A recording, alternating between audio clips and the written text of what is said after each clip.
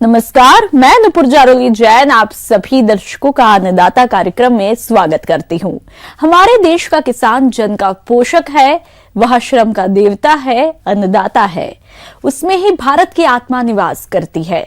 ऐसे ही किसानों की प्रगति के लिए हम खेती बाड़ी से जुड़ी बहुत सारी नई लाभकारी जानकारियां लेकर के हर रोज सुबह आते हैं। किसान भाइयों, जैसा कि फसलों की कटाई गहाई का कार्य लगभग समाप्त हो चुका है और देश में कोरोना ने कहर मचा रखा है। ऐसे में आमजन के साथ ही किसानों को भी इस कोरोना के कहर से बचाव करना होगा। तो आइए मिलते हैं ऐसे ही किसान से जिन्होंने सोशल डिस्टेंसिंग का पालन करते हुए गेहूं की कटाई गहाई का कार्य पूरा किया है। ये इनका कार्य अन्य किसानों के लिए भी प्रेरणादायक रहा। सीताराम कामलोडिया, गांव बलेकण, जिला जयपुर से बोल रहा हूँ। मैं किसान हूँ। हमारे किसान में यहाँ फसल कटाई की, फसल में हमने डिस्टेंस रखते हुए सब दूरी से हमने फसल कटाई की। फसल के बावजूद हमारे को नुकसान भी खूब हुआ के होते हुए भी हमने हमारा शरीर देखते हुए डिसीजन अच्छा लिया और बीमारी से दूर बच के रहे। हम सब किसान भाइयों जो भी मजदूर में ले आया, बस सब मजदूरों को अलग अलग दांतरियाँ लावणी करवाड़ी अलग से दी और वहाँ सैनिटाइज किया और सबने मास्क को लगा। मैं सब भाई फसली कटाई की और सभी किसान भाइयों से भी मेरा यही निवेदन है कि जो भी आप भी कोई काम कटाई करो तो सोशल डिस्टेंस का ध्यान रखते हुए आगे काम करते रहें और इस कोरोना बीमारी से अपने को लड़ना है और जी तोड़ के लड़ना है। ये सभी किसान भाइयों से मेरा निवेदन है। लॉकडाउन में अनाज भंडार के रूप में किसानों की मेहनत ही देश के काम आ रही है। फिर भी इस वक्त सबसे ज्यादा किसान ही परेशान है। पहले से चला आ रहा कृषि संकट लॉकडाउन के चलते गहरा हो गया है। इस समय कोरोना वायरस के संक्रमण को रोकने के लिए देश भर में लॉकडाउन है, जिसके चलते लोगों को घरों में रहने की सलाह दी गई है। इसे ध्यान में रखते हुए खेती संबंधी कार्य के लिए किसानों को कई रूप से छूट दी गई है। कुछ सावधानियों को अपनाते हुए किसान खेती के कार्य को पूरा कर सकते हैं। इस बीच किसानों को यह अनिवार्य रूप से ध्यान रखना होगा कि खेती का कार्य करते समय वो सामाजिक दूरी यानी सोशल डिस्टेंसिंग बनाकर खेतों में कार्य को अंजाम दें। इसके अलावा खेती के काम को पूरा करने के लिए किसान जल्दबाजी बिल्कुल ना करें, यानी जिस कार्य को वो बहुत जल्द खत्म करना चाहते हैं उसे थोड़ा अधिक समय में पूरा कर लें। फसलों की कटाई मशीनों से करें। कटाई के लिए इस्तेमाल होने वाली दराती आदि इस्तेमाल करने के बाद कम से कम 3 बार साबुन से अच्छी तरह से साफ करें। फसल कटाई के समय आपस में एक तय दूरी बनाकर रखें। खेत में फसल काटते, खाना खाते समय एक दूसरे व्यक्ति के बीच कम से कम 3 मीटर की दूरी होनी चाहिए। खाने पीने के बर्तन अलग रखें और हाथों को साबुन से अच्छी तरह से साफ करें। हर आदमी की पानी की बोतल भी अलग अलग होनी चाहिए। एक व्यक्ति द्वारा काम में लिए जाने वाले उपकरण को दूसरा व्यक्ति कभी इस्तेमाल न करे। कटाई के दौरान बीच बीच में अपने हाथों को साबुन से अच्छी तरह साफ करते रहें। एक ही ड्रेस को रोजाना न पहने। काम खत्म होने के बाद कपड़ों को अच्छी तरह से धोकर तेज धूप में सुखाकर ही इस्तेमाल करें। मुंह को कपड़े या मास्क से ढककर ही कटाई का काम करें। बुखार, खांसी या जुकाम वाले व्यक्ति से कटाई न करवाएं, उससे दूरी बनाकर रखें। खेत में ही पानी और साबुन का इंतजाम करें ताकि आप अपने हाथों और फसल कटाई करने वाले यंत्रों को समय समय पर साफ करते रहें। नियमित रूप से साबुन या अल्कोहल वाले हैंड सैनिटाइजर से हाथों को धोते रहें। खांसते और छींकते समय अपने नाक और मुंह को ढक कर रखें। अगर आप बीमार हैं तो खुद को परिवार के सभी लोगों से अलग कर लें और तुरंत डॉक्टर की सलाह लें। दूसरे लोगों से भी उचित दूरी बनाए रखें। काम होने पर घर पर रहें, सुरक्षित रहें। देश में जल संकट काफी खतरनाक स्तर पर पहुंच चुका है। यदि हमने अभी से इस समस्या पर ध्यान नहीं दिया तो आगे चलकर ये और भी भयावह रूप लेगा। और आज कुछ ऐसी ही समस्या से जूझ रहे गांव कोठिया जिला अलवर के किसान मदनलाल से मिलवाने जा रहे हैं, जिन्होंने वर्षा जल को इकट्ठा करने के लिए फार्म पॉन्ड बनवाया, जो कि वर्षा जल को फार्म पॉन्ड में संग्रहण करके अपनी फसलों में काम में ले रहे हैं। तो इन्होंने वर्षा जल संग्रहण की क्या तकनीक अपनाई, आइए जानते हैं खुद इन्हीं से। जैसा कि देख रहे होगा आप, इसमें बारिश का पानी इकट्ठा हुआ है और इसमें जब भी जरूरत पड़ती है हमें अपने हिसाब से यूटिलाइज कर लेते हैं पानी को। साथ में हमने सोलर लगा रखी है और जब भी सोलर की जब पानी की जरूरत नहीं होती है, बाकी हम पानी इसमें चला देते हैं। जब भी ज़रूरत होती है सोलर से हमने इंजन पंखा लगा रखा है इसके ऊपर, और इससे काम ले लेते हैं। जहाँ हमें ज़रूरत होती है ना, वहीं हमने ड्रिप सिस्टम लगवा रखा है, उससे यूज़ में ले लेते हैं। और इसी तरह और किसान भाई भी लगाना चाहें, छोटा बड़ा पॉन्ड बनता है तो उसमें इसका उपयोग ले सकते हैं। जल ही जीवन है, बिना जल के जीवन की कल्पना नहीं की जा सकती। और अपने प्रदेश में पानी की तो और गंभीर समस्या है, जिसे देखते हुए एक किसान ने इसके समाधान के लिए खेत से वर्षा जल को व्यर्थ बह जाने से रोकने के लिए अपने खेत पर फॉर्म पॉन्ड बनवाए और इसमें वर्षा जल संग्रहित करके फसलों की सूक्ष्म विधियों से सिंचाई करके अधिक पैदावार ले रहे हैं। तो एक नजर डालते हैं इनके फॉर्म पॉन्ड के आकार और लागत पर। ये मैंने पॉन्ड बनवाया है RACP योजना के तहत, और इसमें कुल लागत 1.5 लाख रुपए, उसमें से मेरे को 1,20,000 रुपए सब्सिडी मिल गई। इसमें आप साइज क्या है? और इसका साइज है 72 फीट चौड़ा, 72 बाई 72 का है, और गहराई इसकी 10 फीट है। इसमें 12 लाख लीटर पानी आता है इसमें। और इसमें जैसे बारिश होती है ना, तो बारिश का सारा पानी इसमें आ जाता है। जैसे कि आप देख रहे होंगे कि हमारे खेत ढलानुमा है, तो बारिश का सारा पानी इसी में इकट्ठा हो जाता है। जहाँ हमें ज़रूरत होती है ना, वहीं हमने ड्रिप सिस्टम लगवा रखा है, उससे यूज़ में ले लेते हैं। और इसी तरह और किसान भाई भी लगाना चाहें, छोटा बड़ा पॉन्ड बनता है तो उसमें इसका उपयोग ले सकते हैं। ये किसान भाई खेती के लिए वर्षा जल संग्रहण के लिए शासन द्वारा मिलने वाले अनुदान को लिया, जिससे इन्हें फॉर्म पॉन्ड में वर्षा जल का संग्रहण करना और आसान हो गया और पानी की किल्लत से छुटकारा मिल गया। इतना ही नहीं, ये बिजली और डीजल की समस्या से बचने के लिए सोलर पावर पंप भी लगवाए हैं, जिससे फसलों की सिंचाई करना काफी आसान हो गया। अब आइए जानते हैं फॉर्म पॉन्ड और सोलर पंप लगवाने के फायदे के बारे में, जो इस प्रकार है। फायदा ये मिल रहा है सर, जैसे जरूरत होती है ना अपने को, जब भी हम चला लेते हैं इंजन से, और जो अपना दिन भर में सोलर दिन भर चले ना, वो पानी हम 1 घंटे में दे लेते हैं इससे इंजन से। फायदे ये हैं सर, पहले जो पानी इस खेतों का था सारा था वो बह के चला जाता था, प्लस में नालियाँ पड़ जाती थी खेत में। अब सारा पानी करीब इस बारिश में इस साल 10 लाख लीटर पानी इकट्ठा हुआ हमारा, और जो उसको हमने काम ले लिया, और इसका पानी 3-4 महीने हमारी सिंचाई के लिए उपयुक्त है। और इसके बाद जैसे कम पड़ता है पानी, जैसे हमारे सोलर लगा रखे हैं 2, तो उसका पानी भी हम इसी में स्टोर कर लेते हैं। जब भी ज़रूरत पड़ती है हम लगा लेते हैं खेतों में, जिससे कि पानी की बिजली का बिल भी बचत हो रही है हमें, और जब चाहिए जब भी हम पानी उपयोग में ले सकते हैं इससे। और इससे अनावश्यक पानी वेस्ट नहीं हो रहा। हाँ, जहाँ हमें ज़रूरत होती है ना, वहीं हमने ड्रिप सिस्टम लगवा रखा है, उससे यूज़ में ले लेते हैं। और इसी तरह और किसान भाई भी लगाना चाहें, छोटा बड़ा पॉन्ड बनता है तो उसमें इसका उपयोग ले सकते हैं। किसान भाइयों, मौसम विभाग के मुताबिक इस साल वर्षा अच्छी होने की संभावना है, तो इस वर्षा के पानी को इकट्ठा करने के लिए आप भी फार्म पॉन्ड बनवा सकते हैं और वर्षा जल को इकट्ठा करके फसलों में सिंचाई के काम में ले सकते हैं। जल है तो हम गए और जल है तो कल है, जल है असली सोना, इसे नहीं है कभी खोना।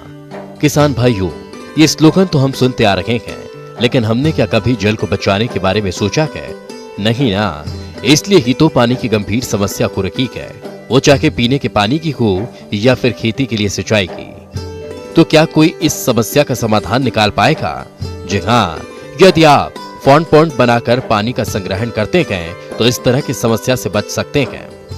मौसम के अनुसार प्रबंधनों पर ही टिकी है आपकी खेती बाड़ी, इसलिए मौसम पूर्वानुमान और उस पर आधारित साप्ताहिक कृषि सलाह इस प्रकार है। ग्रामीण कृषि मौसम सेवा मौसम पूर्वानुमान एवं कृषि सलाह जिला जयपुर द्वारा सलाह दी जाती है कि कृषि कार्यों को करते समय कोविड-19 के खिलाफ सरकार की सलाह का सख्ती से पालन करें और स्वयं की उचित देखभाल करें। वर्षा के पूर्वानुमान को देखते हुए कटी हुई फसलों की मड़ाई का कार्य शीघ्र कर लें। वर्षा के पूर्वानुमान को देखते हुए कूष्मांड कुल की ग्रीष्मकालीन सब्जियों जैसे लौकी, कद्दू, चिकनी, तुरई, खीरा, करेला, काचरा, ककड़ी तथा ग्रीष्मकालीन भिंडी एवं पालक में सिंचाई न देवें। तरबूज और खरबूज के फलों की तुड़ाई फलों के पकने पर ही करें। कच्चे फल न तोड़ें, क्योंकि कच्चे फल बाद में पकते नहीं हैं। फल के पास के डंठल का सूखना बजाने पर डल आवाज आना, बेली के रंग में परिवर्तन होना फलों के पकने का संकेत है। पानी देने के तुरंत बाद 12 से 24 घंटे तक फल न तोड़ें। बैंगन की फसल में फल छेदक कीट के नियंत्रण हेतु प्रभावित फलों को भूमि में गाड़कर नष्ट कर दें तथा मेलाथियन 50 सीसी 1 मिलीलीटर प्रति लीटर पानी की दर से घोल बनाकर छिड़काव करें तथा छिड़काव के 5 दिन बाद फलों की तुड़ाई करें। मिर्च की फसल में मोजैक बीमारी हो सकती है। इस बीमारी में पत्तियां पीली हो जाती हैं और बाद में कप के आकार की हो जाती हैं। यह रोग सफेद मक्खी कीट द्वारा फैलता है। इस रोग को फैलने से रोकने के लिए मेलाथियन 50 सीसी 1 मिलीलीटर प्रति लीटर पानी का छिड़काव करें तथा छिड़काव के 5 दिन बाद फलों की तुड़ाई करें। पपीते की पौध तैयार करने का ये उचित समय है। 250 ग्राम बीज 1 हेक्टेयर की पौध तैयार करने के लिए पर्याप्त है। Honey due, Coorg Honey due, Pusa delicious, Pusa नन्हा, CO2 व सूर्या पपीते की उन्नत किस्में हैं।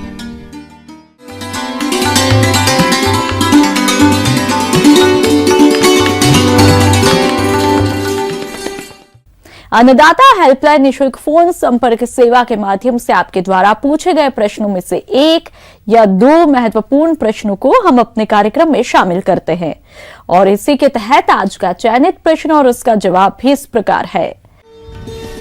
अन्नदाता निशुल्क फोन संपर्क सेवा के माध्यम से आज हमने जिस प्रश्न को शामिल किया है उसे पूछा है गांव अजीतगढ़, जिला सीकर के किसान कैलाश चंद्र ने। आप फसलों में पोषक तत्वों के प्रबंधन पर जानकारी चाहते हैं तो कैलाश जी इसकी खेती पर जानकारी के लिए देखिए कार्यक्रम की यह प्रस्तुति। जैसा कि हम जानते हैं कि पौधों को अपनी जीवन शैली, अपना जीवन चक्र पूरा करने के लिए कुल 17 आवश्यक पोषक तत्वों की ज़रूरत पड़ती है। अगर इन 17 में से किसी भी पोषक तत्व की कमी आ जाए तो या तो पौधा अपना जीवन चक्र पूरा नहीं कर पाता है या फिर उसके स्वास्थ्य में कमी आ जाती है। जितना उत्पादन होना चाहिए उतना नहीं होता है।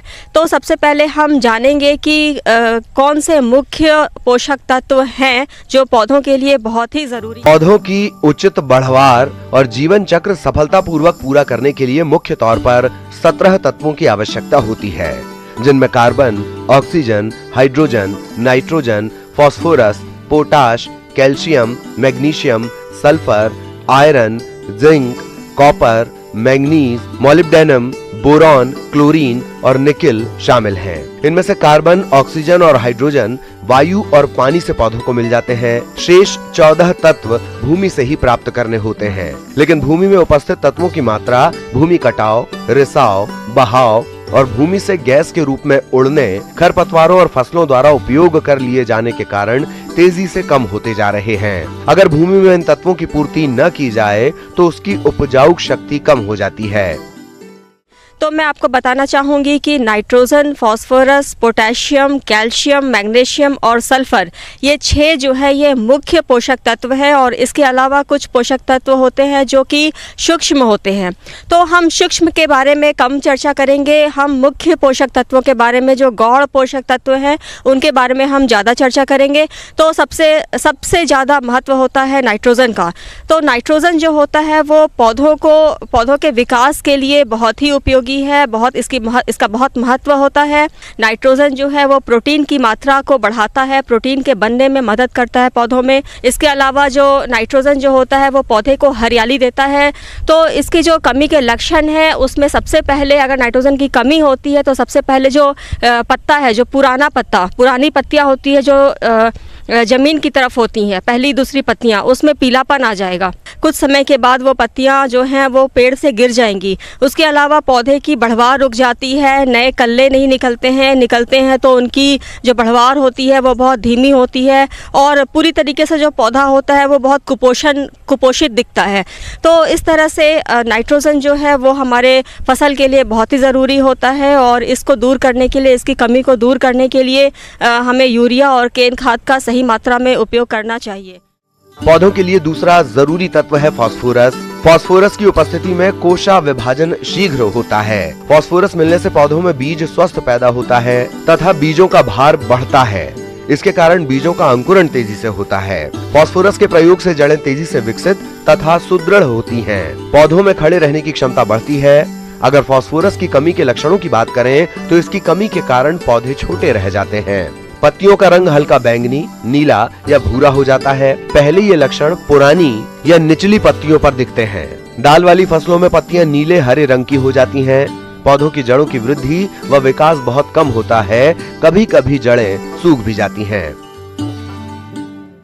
फास्फोरस के बारे में मैं खासतौर से बताना चाहूँगी कि वो गतिशील नहीं होता है और गतिशील नहीं होने की वजह से आप जहाँ उसे मिट्टी में डालेंगे वहाँ वो बंद हो जाएगा। वो मिट्टी के साथ एक कम्प्लेक्स बना लेता है और वहाँ बंद हो जाता है और पौधों को उपलब्ध नहीं होता है। इसलिए जब आप फास्फोरस का जब छिड़काव नहीं करना चाहिए, उसको बस जड़ों के पास या बीज के आसपास 2 से 2.5 सेंटीमीटर इंच आगे पीछे और नीचे की ओर डालें और वो सही तरीके से पौधे को या बीज को उपलब्ध हो पाएगा। तीसरा महत्वपूर्ण पोषक तत्व है वो है पोटेशियम। पोटेशियम जो है वो पौधों को रोग से बचाता है और साथ ही साथ सूखा से भी उसको सूखा से बचाता है। तो पोटेशियम बहुत ही महत्वपूर्ण है। साथ ही साथ ये बहुत सारे एंजाइम्स का घटक है। इसलिए पोटेशियम जो है वो बहुत ही ज़रूरी होता है। इसके जो कमी के लक्षण हैं वो यूँ होता है कि पत्तियाँ पीली पड़ जाती हैं और जो पत्तियों का किनारा है, सिरा है, जिसको हम मार्जिन बोलते हैं, वो बिल्कुल झुलसा हुआ दिखेगा, बिल्कुल जला हुआ सा भूरे रंग का दिखेगा। ऐसा लगेगा जैसे किसी ने उसे जला दिया हो। ये जो सिम्टम है, ये जो लक्षण है, ये खास तौर से पोटेशियम की कमी की वजह से होता है। तो किसानों को इस लक्षण को पहचानने में देर नहीं करनी चाहिए, क्योंकि जितनी ज़्यादा देर होगी उतनी ही ज़्यादा उनका दुष्प्रभाव पड़ेगा उनकी फसलों पर। कैल्शियम कोशिका भित्ति का एक प्रमुख अवयव है जो कि सामान्य कोशिका विभाजन के लिए आवश्यक होता है। कोशिका झिल्ली की स्थिरता बनाए रखने में सहायक होता है। एंजाइम्स की क्रियाशीलता में वृद्धि करता है। पौधों में जैविक अम्लों को उदासीन बनाकर उनके विषाक्त प्रभाव को समाप्त करता है। कार्बोहाइड्रेट के स्थानांतरण में मदद करता है। पौधे में कैल्शियम की कमी होने लगे तो उसका जो लक्षण है वो आप इस प्रकार से पहचान सकते हैं कि जो पत्तियां होती हैं वो छोटी हो जाएंगी, आकार में छोटी हो जाएंगी और किनारा, उसका पत्तियों का किनारा मुड़ने लगेगा। मुड़कर वो ऊपर की ओर, उसका जो मुड़ाव होगा वो ऊपर की ओर होगा और पत्तियां जो है कप की तरह दिखाई देंगी, कप नुमा हो जाएंगी। तो अगर आपको ऐसा कोई लक्षण दिखता है आप फसल में, तो आपको समझ जाना चाहिए कि आपके पौधे में कैल्शियम की कमी हो रही है और इसके लिए आपको पर्याप्त मात्रा में जो आपको उर्वरक की ज़रूरत है वो आप दे सकते हैं, कैल्शियम सल्फेट दे सकते हैं और इस तरह से आप कैल्शियम का जो दुष्प्रभाव है इसको ख़त्म कर सकते हैं, दूर कर सकते हैं। उसके अलावा जो पोषक तत्व है जिसकी जानकारी मैं आपको देना चाहूँगी वो है सल्फ़र। और इसका जो लक्षण है, कमी के जो लक्षण हैं वो आप इस तरह से पहचान सकते हैं कि जो पत्तियाँ होती हैं, ऊपरी पत्तियाँ, जो ऊपर की नई पत्तियां होती हैं वो सामान्य रूप से पीली पड़ जाती हैं और उसका जो बढ़वार है, पौधे का जो बढ़वार है वो भी रुक जाता है। गंधक पौधों में प्रोटीन संरचना को स्थिर रखने में सहायता करता है। तेल संश्लेषण और क्लोरोफिल के निर्माण में मदद करता है। विटामिन के उपापचय क्रिया में योगदान करता है। गंधक की पूर्ति के लिए खेत की तैयारी के समय 20 से 25 किलोग्राम जिंक सल्फेट का प्रयोग किया जाना चाहिए। कई फसलों में इसके पर्णीय छिड़काव करके भी गंधक तत्व की पूर्ति कर सकते हैं।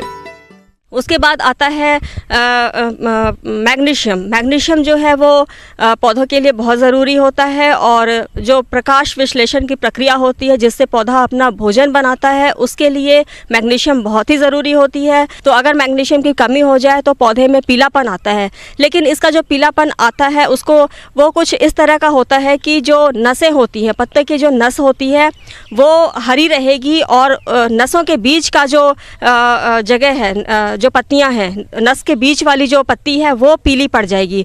तो अगर ऐसा कोई लक्षण आप देख रहे हैं अपने फसल पे, अपने पौधे पे, तो आपको समझ जाना चाहिए कि मैग्नीशियम की कमी हो गई है और आपको तुरंत ही किसी वैज्ञानिक से इसकी सलाह लेनी चाहिए। और मैग्नीशियम के लिए मैग्नीशियम सल्फेट या अन्य जो उर्वरक मिल रहे हैं मार्केट में, वो आपको लेकर आपको इस कमी को दूर करने का प्रयास करना चाहिए। स्वास्थ्य और उत्पादकता को बनाए रखने के लिए जरूरी है कि उसमें पोषक पदार्थों की कमी न हो।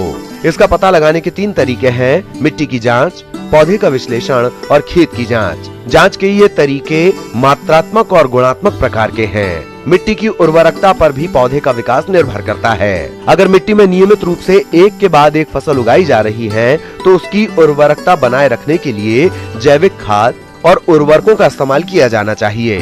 किसानों को बीज बोने और पौधे के विकास के दौरान पोषण से भरपूर उर्वरक और खाद डालने चाहिए, क्योंकि मिट्टी की उर्वरकता बनी रहने से ही पौधे का विकास और पैदावार ठीक से होगी। अब आइए देखते हैं कल दिखाए जाने वाले कार्यक्रम के मुख्य झलकियां। कोरोना के कहर में सोशल डिस्टेंसिंग का आप खेतों में पालन करके किसान ने लिया गेहूं का अच्छा उत्पादन। गर्मी के दुष्प्रभाव से दुधारू पशुओं को बचाने के उपाय। किसान भाइयों, अन्नदाता आपकी सेवा के लिए संकल्परत है। कृषि संबंधित समस्या और सुझावों के लिए आप हमें इस पते पर भी संपर्क कर सकते हैं। प्रोड्यूसर अन्नदाता, news 18 Rajasthan, Ramoji film city, Hyderabad 501512।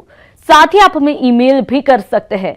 हमारा ईमेल है p18annadaata@nw18.com।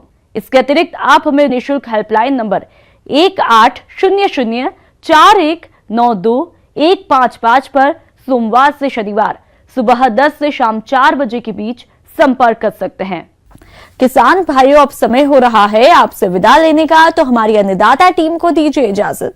कल फिर आपसे मुलाकात होगी कृषि संबंधित कुछ और महत्वपूर्ण जानकारियों के साथ। नमस्कार।